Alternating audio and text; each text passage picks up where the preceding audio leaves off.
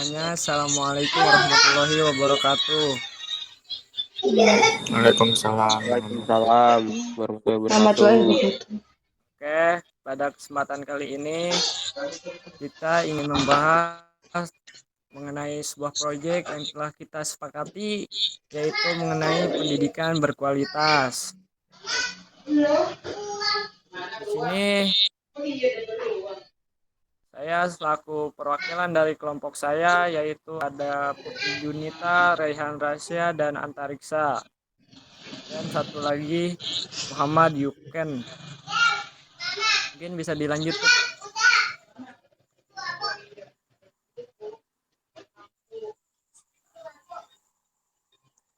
Nah, di sini juga ada alasan mengapa kita memilih mengambil proyek pendidikan berkualitas, diantaranya untuk meningkatkan aksesibilitas dan kualitas pendidikan, meningkatkan kualitas pendidik dan sarana pendukung pendidikan, meningkatkan layanan pendidikan, memperkuat dan mengembangkan pendidikan karakter. Nah, di sini adalah alasan mengapa kita mengambil proyek pendidikan berkualitas.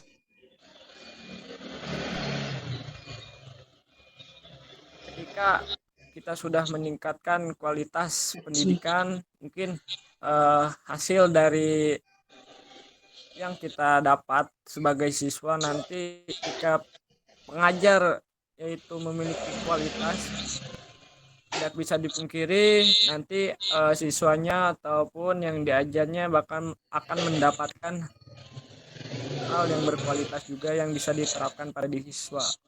Lanjutnya, Bud. Next.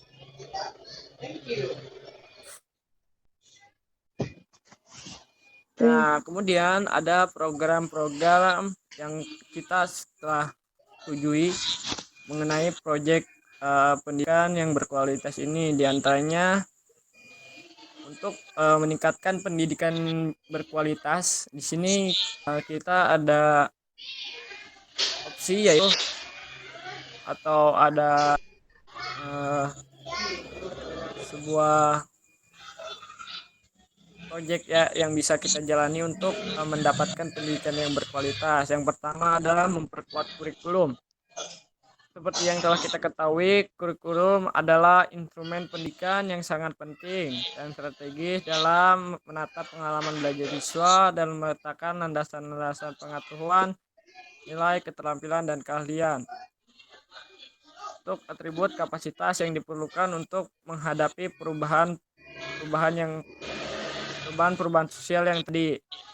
Nah, memperkuat kurikulum itu contohnya seperti sekarang itu yang kurikulum merdeka ya. Nah, kurikulum merdeka ini menurut saya itu sangat bagus karena di sisi lain kita tidak hanya belajar akademis saja, kita bisa ekspor keluar, bisa lebih mengenal, bisa lebih luas dalam ilmu pendidikan. Mungkin selanjutnya bisa dilanjutkan oleh Putri Junita.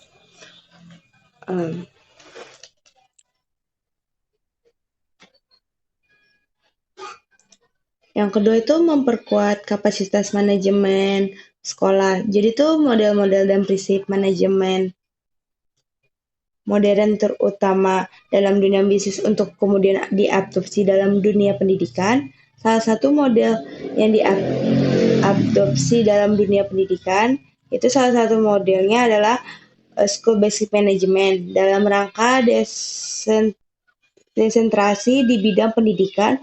Model ini dimulai dikembangkan untuk diterapkan. Diposisikan bahwa manajemen berbasis sekolah itu yaitu pertama akan memperkuat rujukan resesi nilai yang dianggap strategis dalam arti memperkuat relevansi. Kedua, memperkuat partisipasi masyarakat dalam keseluruhan kegiatan pendidikan.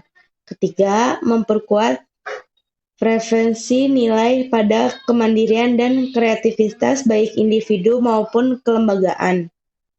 Yang keempat, memperkuat dan mempertimbangkan kebermaknaan fungsi kelembagaan sekolah. Bisa dilanjut oleh Yuken.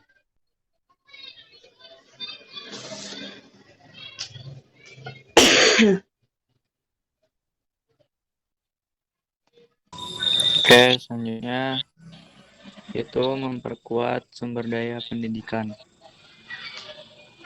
Memperkuat sistem pendidikan, tenaga kependidikan, utama upaya memperkuat sumber daya tenaga kependidikan ialah dengan memperkuat sistem pendidikan dan tenaga kependidikan yang memiliki keahlian.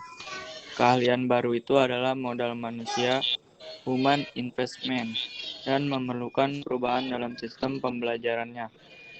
Yang kedua yaitu memperkuat kepemimpinan.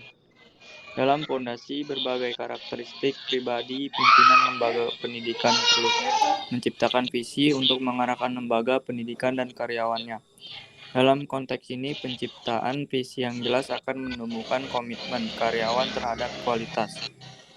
Memfokuskan semua upaya lembaga pendidikan pada rumusan kebutuhan pengguna jasa pendidikan. Penumbuhan sense of teamwork dalam pekerjaan. Menumbuhkan standard of excellence. Dan menjabati keadaan lembaga pendidikan. Menjembatani keadaan lembaga pendidikan sekarang dan masa yang akan datang.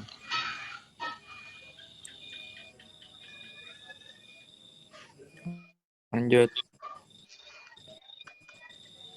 Yang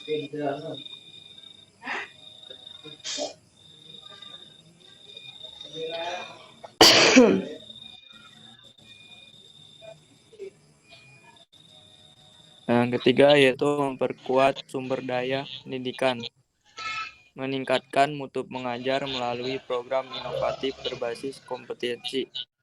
Untuk memperkuat kemampuan mengajar akan melalui berbagai jenis pendidikan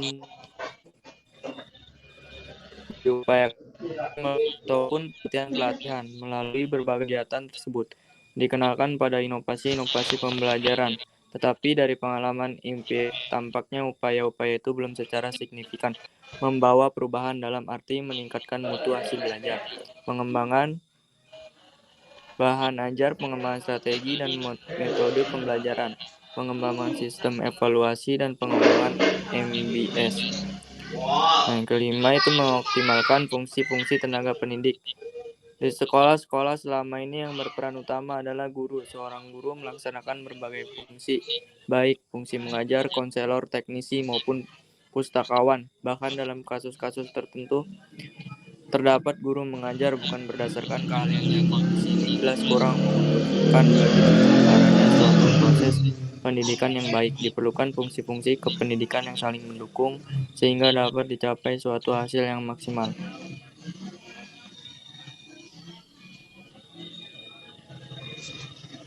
Oke, mungkin bisa lanjut pada Saudara Rehan. Yang keempat itu ada perbaikan yang berkesinambungan.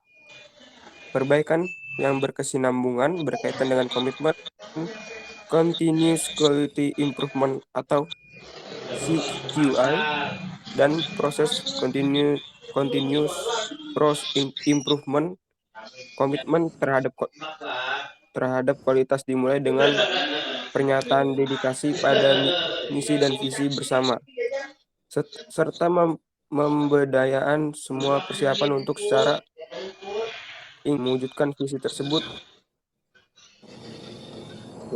Lewis dan Smith 1994. Perbaikan yang berkesinambungan tergantung kepada dua unsur. Yang pertama itu mempelajari proses, alat, dan keterampilan yang tepat. Yang kedua itu ada menerapkan keterampilan baru. Small achievable project. Proses perbaikan berkesinambungan yang dapat dilakukan.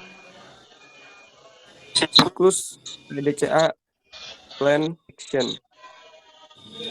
Siklus ini merupakan siklus perbaikan yang never ending dan berlaku pada semua fase organisasi atau lembaga. Lanjut. Baik, selanjutnya saya akan lanjutkan. Itu selanjutnya adalah peningkatan mutu pendidikan. Upaya peningkatan mutu pendidikan dipengaruhi oleh faktor majemuk. Faktor yang salah Faktor yang satu saling mempengaruhi terhadap faktor yang lainnya. Namun demikian, faktor yang lain yang paling penting adalah guru. Karena hitam putihnya proses belajar mengajar di dalam kelas banyak dipengaruhi oleh mutu gurunya. Guru dikenal sebagai hidden curriculum atau kurikulum sembunyi karena sikap dan tingkah laku, keterampilan profesional, kemampuan individual, dan apa saja yang melekat pada sang guru akan diterima oleh peserta didik sebagai rambu-rambu untuk dan atau dijadikan bahan pembelajaran bagi orang tua siswa, sosok pendidik atau guru. Baik.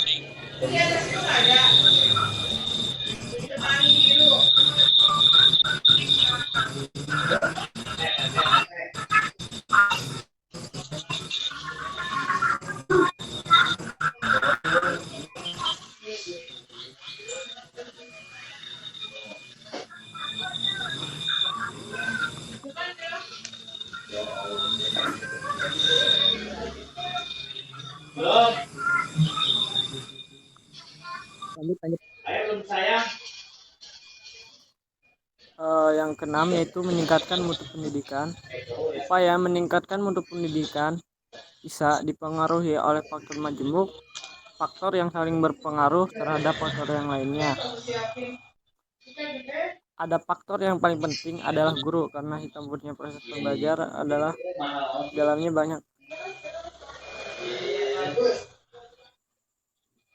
Ini mungkin cukup sekian dari presentasi yang bisa kami sampaikan. Mohon maaf bila ada kekurangan ataupun salah-salah kata. Terima kasih atas perhatiannya. Saya ucapkan wassalamualaikum warahmatullahi wabarakatuh. Waalaikumsalam warahmatullahi wabarakatuh. Waalaikumsalam warahmatullahi wabarakatuh.